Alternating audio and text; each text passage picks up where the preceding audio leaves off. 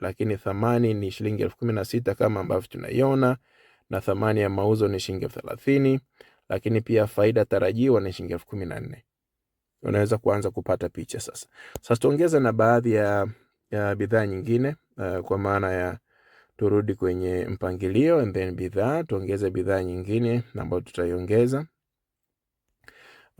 Tuseme labda tuna Azam pia, uone tofauti za kuandika hizo taarifa.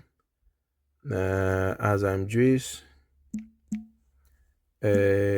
mango, mango nusu lita 0.5 elt,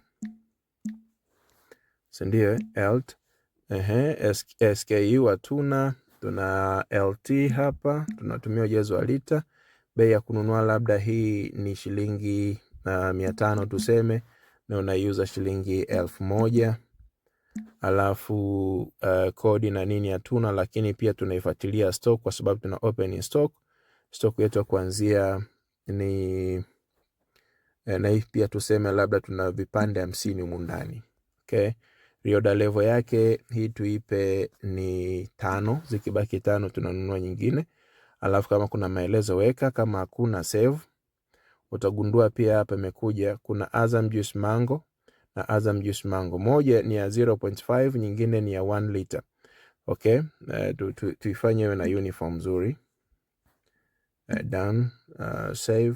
By the way, kama umekosea kuandika, ukibonyeza alama ya kipenseli ama ukibonyeza bidhaa nzima inafungua fomu ili uweze kufanya edit kama ambavyo unaiona. Okay, sawa. Lakini pia kama umeexhaust bidhaa hauuzi tena, unabonyeza hichi kialama, anakuambia ondoa bidhaa, anakuambia bidhaa haitafutwa, itaondolewa kwenye list ya kawaida. Na hii ni muhimu sana kwa sababu at some point utataka ujue lini ulifanya biashara ya kitu gani. Linapokuja swala la kutunza kumbukumbu, biashara yoyote, kumbukumbu inaanza tangu unapoanza biashara mpaka muda mwingi sana mbele utakaokuja. Kwa kila kitu ambacho unakifanya kitakuwa documented. Kwa kisha sajili bidhaa, si busara kuifuta, ni busara kuexhaust, unaipumzisha. Kwa nini? At some point ukitaka kwenda back kuangalia ni bidhaa gani ambayo uliwahi kuiuza ama uliuza tarehe fulani miaka ya nyuma, utaikuta. Kwa nini? Kwa sababu haijawahi kufutwa, umehifadhi tu mahali. Sasa utagundua ile 0.5 imeondoka. Na kwa mantiki hiyo, tukija kwenye mauzo kwa mfano, tukasema tunataka bidhaa, tukasema Azam.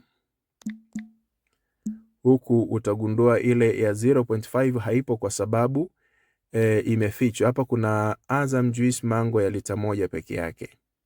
Okay? Ila ukirudi kwenye bidhaa ukasema onyesha zilizofichwa, itakwambia kwamba hii hapa Azam Juice Mango ya 0.5 ni inactive, kwa maana ya imefichwa.